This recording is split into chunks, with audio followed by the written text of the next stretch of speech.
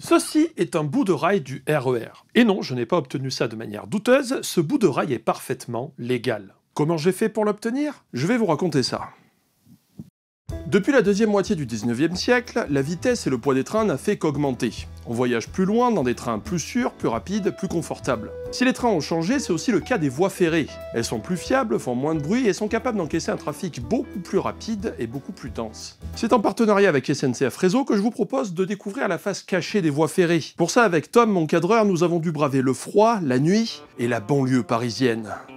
C'était dur, mais ça valait le coup pour mettre les pieds sur les rails du réseau ferré le plus dense du pays, là où le trafic atteint plusieurs dizaines de milliers de passagers par heure. C'est là que nous avons pu filmer de véritables trains-usines capables de remplacer des centaines de mètres de rails chaque nuit. Un train tient sur des rails par l'intermédiaire de roues en acier. Vu que la roue est conique et que le rail est lui aussi légèrement arrondi, on pourrait croire que le contact entre la roue et le rail est juste un point. En fait, non, c'est un petit peu plus compliqué que ça. À l'endroit du contact, l'acier s'écrase un tout petit peu pour former une ellipse. C'est à cet endroit précis que le train a son adhérence sur les rails, mais aussi son incroyable efficacité énergétique. Pour un TGV, l'ellipse fait environ 1 cm² par roue. Peu importe le TGV que vous prenez, la zone de toutes les roues en contact avec le sol quand vous roulez à 300 km/h est plus petite que votre smartphone. Oui, je sais, je l'ai dit sur Twitter, mais vu que ça a eu du succès, je recycle. Faites comme si vous découvrez cette comparaison. Ce qui fait que les frottements des roues sur les rails sont très faibles et qu'il est donc possible de déplacer beaucoup de poids avec très peu d'énergie. Toutefois, peu d'adhérence ne veut pas dire aucune, et à force de passage de train, le rail finit par s'user. Alors j'avais prévu toute une partie sur l'usure et la fatigue des rails, mais c'était pas possible sans littéralement doubler la durée de la vidéo. J'ai donc fait un sacrifice et mis cette partie de côté pour un autre jour. Je le dis parce que j'avais teasé ça sur Twitter, j'en suis désolé. On va faire la version très courte. Le rail s'use à force de passage de train. Une estimation couramment admise, c'est qu'il perd 1 mm de matière pour 100 millions de tonnes de passage. En plus de perdre de la matière, le rail peut subir de la fatigue. Il y a tout un tas de cas possibles, mais en gros, la fatigue, c'est un travail du rail, par vibration ou déformation au passage du train par exemple, ce qui finit par former des micro-fissures qui se propagent dans le rail jusqu'à sa rupture. Bref, sur un réseau aussi dense que celui de l'Île-de-France, on devine que les voies sont particulièrement sollicitées. Heureusement, on sait calculer la durée de vie d'un rail en fonction du trafic et de sa position, donc on le change avant que les problèmes apparaissent. La durée de vie d'un rail se compte en dizaines d'années quand même, on le change pas tous les ans. Je vous propose donc de voir ce travail de l'ombre, où des hommes et femmes œuvrent chaque nuit pour entretenir le réseau ferré.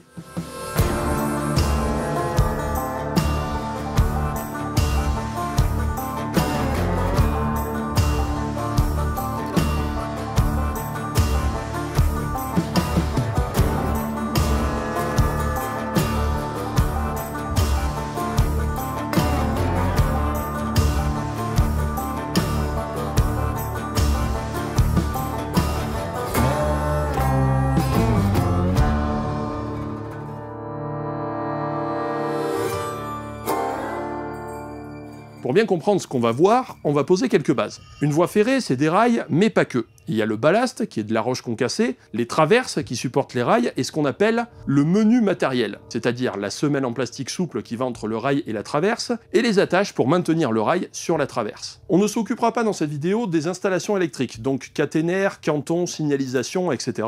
Mais vous avez une vidéo où je montre comment on pose des poteaux de caténaire et où j'explique 2-3 trucs sur l'alimentation des trains. Ma toute première vidéo de visite de chantier, que d'émotion. C'était en partenariat avec SNCF Réseau d'ailleurs, tout comme cette vidéo.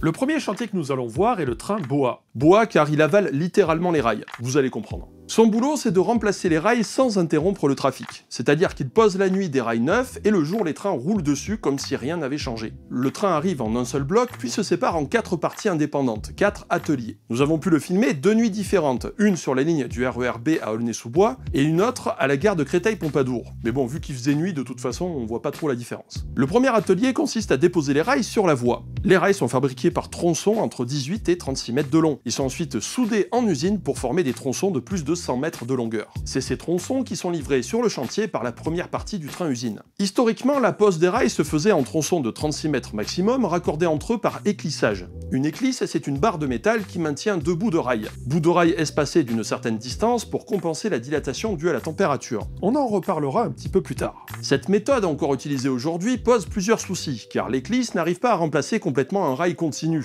À force de passage de train, le joint travaille et finit par se déformer. Et puis ça fait clac-clac. Bah si, clac-clac, ce bruit-là.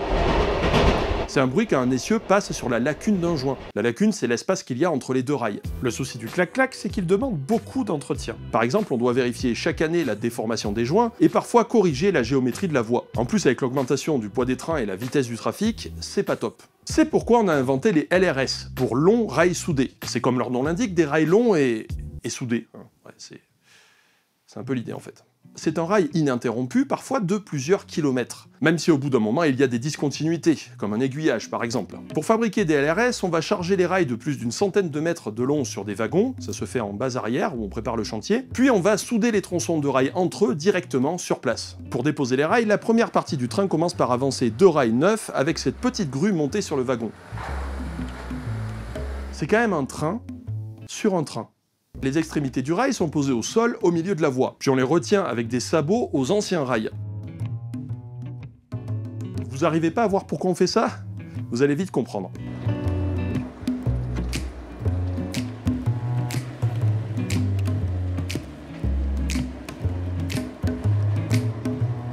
Une fois les nouveaux rails posés, on les soude sur les rails précédents. Certains d'entre vous connaissent peut-être la soudure par aluminothermie, ou thermite. Cette technique est encore utilisée ponctuellement, comme ici, où nous avons pu filmer juste après la soudure terminée. On va utiliser une réaction chimique dans un volume contenu, pour générer beaucoup de chaleur, et du métal liquide vient se loger entre les deux rails. Une fois la réaction terminée, on va enlever le moule et faire un travail de finition pour obtenir une soudure propre. Finition avec cette espèce de coupe-ongle pour rail.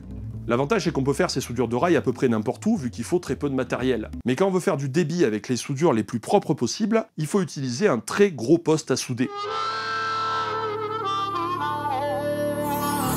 Il est tellement gros que c'est un atelier à lui tout seul. C'est le deuxième atelier, l'atelier soudure. Les rails sont manipulés avec des bras commandés. Ils sont alignés avec précision avant de faire descendre le four et passer à la soudure. Alors comment on soude des rails aussi gros sans utiliser de thermite? Par un procédé électrique qu'on appelle la soudure par étincelage.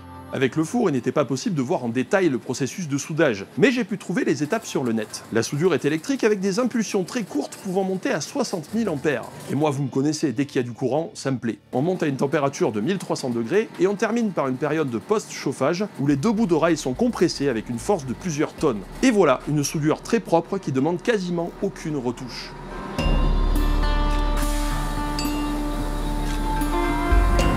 Passons à l'étape suivante. C'est là qu'on comprend le nom de train bois, vu qu'il avale littéralement les rails neufs. On commence par récupérer les rails neufs au milieu de la voie et on les fait passer dans des fours pour les faire monter en température. Et derrière cette opération, qui paraît secondaire, se cache un problème qui a mis des années à être résolu à coup de calcul et d'expérimentation. L'acier a tendance à se dilater avec la chaleur ou à se contracter avec le froid. Si à petite échelle il est assez difficile de s'en rendre compte, sur un rail d'un seul tenant de plusieurs kilomètres, c'est une autre histoire. Pour avoir une petite idée, vous prenez un rail de 1 km à 20 degrés, vous attendez qu'il chauffe à 25 degrés, il se dilatera d'environ 5,2 cm. Je précise que c'est la température dans le rail et pas dans l'air ambiant. La ligne à grande vitesse Méditerranée fait 250 km. Sur une distance aussi longue, les rails s'allongeraient d'environ 13 mètres pour seulement 5 degrés de variation de température. Vous comprenez que ça peut poser quelques légers problèmes, et donc, comment on va faire pour pas se retrouver avec un rail qui recule de plusieurs dizaines de mètres en hiver, par exemple? Ça ferait une sorte de marée d'acier qui s'en va au loin. En fait, ça détruirait surtout la voie. On l'a vu, les voies ferrées à l'ancienne étaient faites de barres courtes tenues entre elles par des éclisses. Ces deux plaques qui maintiennent les extrémités du rail en laissant un petit espace entre les deux. Avec ce système, le rail pouvait se dilater en longueur, il coulissait dans les fixations. En laissant 10 ou 15 mm d'espace tous les 36 mètres, on compense sur la longueur la dilatation sur toute la voie. Le clac-clac était donc inévitable. Mais si on supprime ces fameux joints pour faire des longs rails soudés, on peut pas laisser le rail coulisser de plusieurs dizaines de centimètres aux extrémités, c'est pas possible. Et ça, c'est un des plus gros défis des LRS, réussir à gérer les variations de température. L'autre plus gros défi étant la soudure, on a mis beaucoup de temps à savoir correctement souder des rails. Pourtant, la solution est assez simple. Pour éviter les dilatations, on retient le rail. On le plaque au sol et il ne peut plus bouger. S'il ne bouge plus, plus besoin de joints de dilatation. C'est QFD. Le hic, c'est que le rail n'est pas très coopératif. Avec 40 degrés de variation de température, un rail de 60 kg au mètre exerce une force de plus de 130 tonnes. Il faut les retenir quand même, sinon le rail entraîne avec lui les traverses et la voie se déforme. Ce problème étant particulièrement problématique en été, où le rail voulant s'allonger se compresse sur la longueur. Et le risque, c'est d'avoir ce qu'on appelle du flambage. La voie se met à faire des virages toute seule, voire des bosses.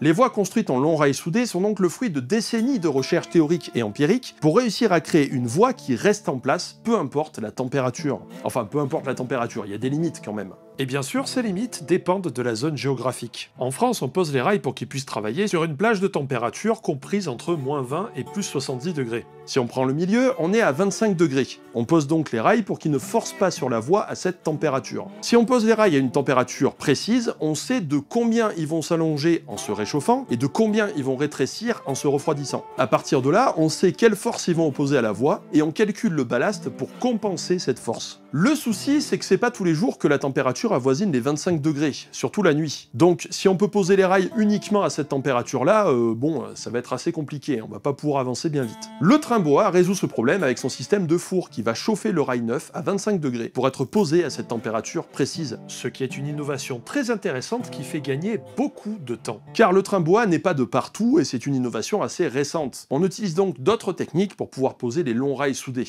On pose les rails quand il fait moins de 25 degrés et on va revenir plus tard pour libérer les rails. En effet, étant posé à la mauvaise température, le rail peut subir une variation de température supérieure à 45 degrés, et la voie n'est pas faite pour ça, donc on risque d'avoir du flambage. Le plan est donc de poser le rail, par exemple à 15 degrés, de le laisser 48 heures pour rôder la voie, sinon elle n'a pas ses propriétés mécaniques optimales. Ensuite on va revenir, maintenir le rail aux extrémités, le couper au milieu, enlever les attaches qui retiennent le rail aux traverses, et tirer sur le rail avec des vérins hydrauliques. L'idée c'est de forcer le rail à avoir la longueur qu'il a à 25 degrés. Une fois qu'on a rapproché les deux extrémités du rail, on le soude et on replace les attaches. Toute cette opération de libération n'est pas nécessaire avec le train bois, car vu qu'on pose les rails pile à la bonne température, il est immédiatement posé comme il faut. Mais revenons au chantier. Après le chauffage des rails, on trouve des unités de desserrage. Elles dévissent automatiquement les écrous qui tiennent les attaches au vieux rail. Et on remarquera qu'elles avancent en même temps que le train. Vient ensuite un travail de récupération des attaches, qui est réalisé manuellement par des ouvriers. Le nouveau rail est toujours au milieu. L'ancien rail est soulevé, rabattu vers l'extérieur, alors que le nouveau vient prendre sa place. Entre ces deux opérations, les ouvriers enlèvent les anciens patins en plastique souple et en placent des nouveaux. Le nouveau rail vient se poser doucement sur les traverses, et on retrouve ensuite le même travail qu'à l'avant du train, mais en inversé. On pose les attaches, puis on les serre. Ça veut dire que le même train arrive en roulant sur des vieux rails et repart sur des rails neufs. C'est quand même pas mal. Les anciens rails sont ensuite récupérés sur un dernier train avec le processus inverse que le déchargement. Les nouveaux rails, une fois attachés aux traverses, sont donc à température de 25 degrés. Mais dans le froid d'une nuit d'octobre, ils ne vont pas rester longtemps à cette température. Ils vont se rétracter en refroidissant. Rétractation qui va être empêchée par le frottement du rail sur la traverse. C'est pour ça qu'on utilise un patin en plastique souple. Il sert à augmenter le frottement entre le rail et la traverse, il sert aussi à absorber une partie des vibrations pour réduire le bruit, améliorer le confort et réduire la fatigue du rail. Ce bout en plastique souple n'est donc pas anodin, il est précisément calculé pour remplir une mission. Les attaches, les traverses et le ballast sont calculés précisément pour opposer une résistance à la force du rail quand il se dilate. Pour immobiliser complètement le rail, il faut une longueur minimale de ballast, environ 150 mètres pour les gros rails. Si on part de l'extrémité du rail, plus on avance, plus le ballast résiste au mouvement et moins le rail bouge.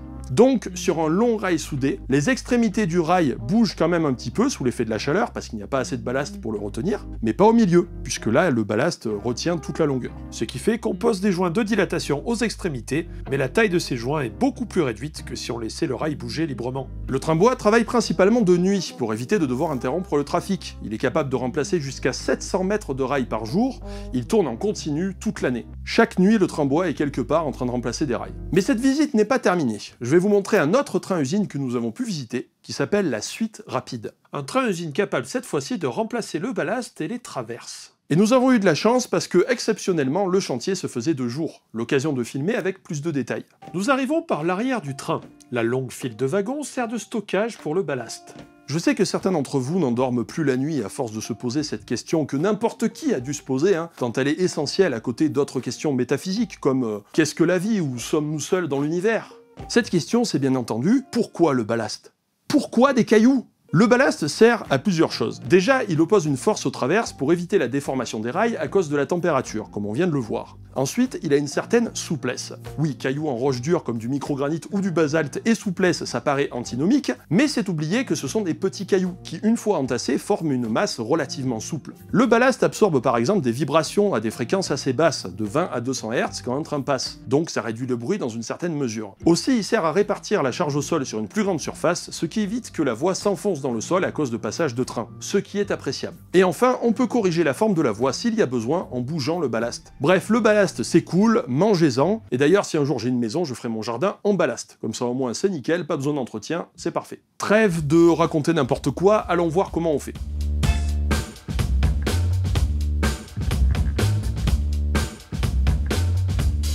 Après avoir enlevé les attaches sur les anciennes traverses, le rail est écarté et mis sur les côtés du train.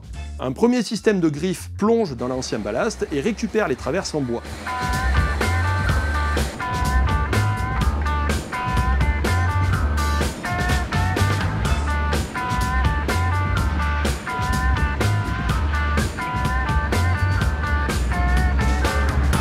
Stop! Je veux ce truc. Je le pose dans mon salon pour aller chercher l'apéro. Une grue, donc, récupère les vieilles traverses et en ramène des nouvelles. On en reparle un petit peu après des traverses. Revenons au ballast. Après avoir récupéré les traverses, le ballast est évacué par une chaîne qui pousse les cailloux vers un tapis roulant sur le côté. Très efficace pour faire le ménage rapidement, hein. D'ailleurs je pense qu'il y en aurait besoin ici, si vous pouvez pas me la louer. Une fois récupéré, le train est capable de trier et de réinjecter un peu de vieux ballast dans le neuf. En termes de quantité de cailloux, pour se faire une idée, la zone ici utilise environ 1 tonne de ballast au mètre. Une masse considérable, mais qui permet d'avoir une voie capable d'encaisser un très gros trafic. On est sur le réseau du RER, hein, ça rigole pas ici. Et d'ailleurs, c'est sur ce chantier que j'ai pu récupérer mon bout de rail. Je t'ai sauvé de la fonderie. Et d'ailleurs, j'ai pas dit où on était. On était juste après la gare de Juvisy. Ça veut dire que si vous habitez après cette gare, vous avez roulé sur ce rail. Finalement, c'est un petit peu comme si une partie de vous était dans le décor. Mais revenons au chantier un petit peu en arrière. Après l'extraction du ballast, il reste un sol bien lisse et plat. Pas longtemps, car on pose ensuite les traverses en béton précontrainte.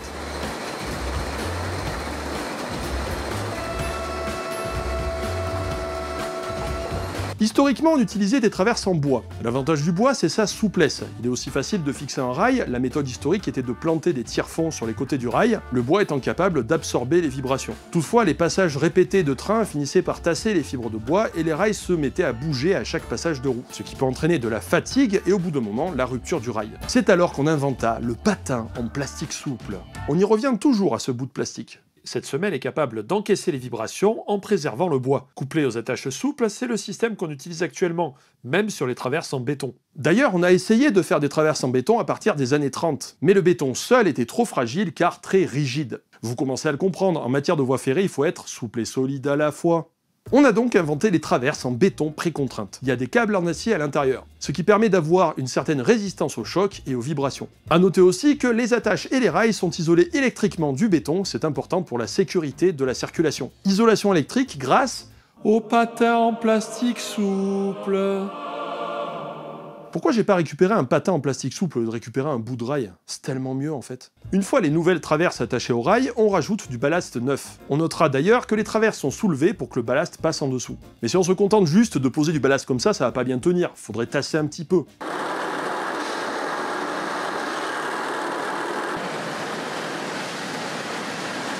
Ah ouais, quand je disais un petit peu, en fait, ça fait pas semblant. Cette opération porte le doux nom de bourrage.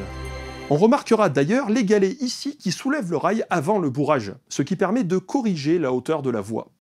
On passe ensuite à l'opération de régalage, on rajoute un petit peu de ballast pour égaliser la hauteur. Juste derrière, on trouve un autre système de vibration qui fait vibrer le ballast directement via les rails. Cette opération s'appelle la stabilisation dynamique. Que ça soit pour le train bois ou pour la suite rapide, les anciens matériaux comme les rails, les vieilles traverses ou le ballast sont systématiquement recyclés. Ces trains travaillent en général la nuit. Le jour, ils sont rechargés dans une base arrière. C'est un endroit qui sert de stockage des matériaux et à la réparation des trains. Les vieux rails, les ballasts et les traverses sont déchargés pour laisser place à du neuf. D'ailleurs, on devait aller visiter cette base arrière, mais on n'a pas eu le temps, donc j'ai juste pu avoir accès à quelques vidéos prises au téléphone portable. Les vieilles traverses en béton sont broyées et réutilisées comme gravat dans le BTP. Les rails représentent 150 000 tonnes d'acier récupérées chaque année. Une partie est sélectionnée pour être réutilisée sur d'autres voies, on a juste à les réusiner. Et ceux qui sont trop abîmés pour être réutilisés sont refondus pour faire des nouveaux rails. Le ballast, quant à lui, représente une masse considérable. 2 millions de tonnes récupérées chaque année. Environ 40% est réutilisé directement sur place en le mélangeant au ballast neuf. La partie restante est triée en base arrière, et ce qui reste sera utilisé dans les travaux publics pour faire des routes, par exemple. Vu la longueur des lignes, les trains-usines sont toujours quelque part la nuit pour entretenir les voies. Un travail de l'ombre indispensable pour assurer le déplacement de millions de personnes chaque jour. Les trains-usines permettent d'aller plus vite en bloquant le moins possible les voies et sans restriction de circulation. D'ailleurs, un nouveau train-usine est en développement, spécialement conçu pour l'Île-de-France, pour cette fois-ci changer les caténaires sur les lignes. Les caténaires, c'est la partie qui alimente les trains en électricité. Je dis ça, je dis rien, mais peut-être l'occasion d'une nouvelle vidéo. Qui sait?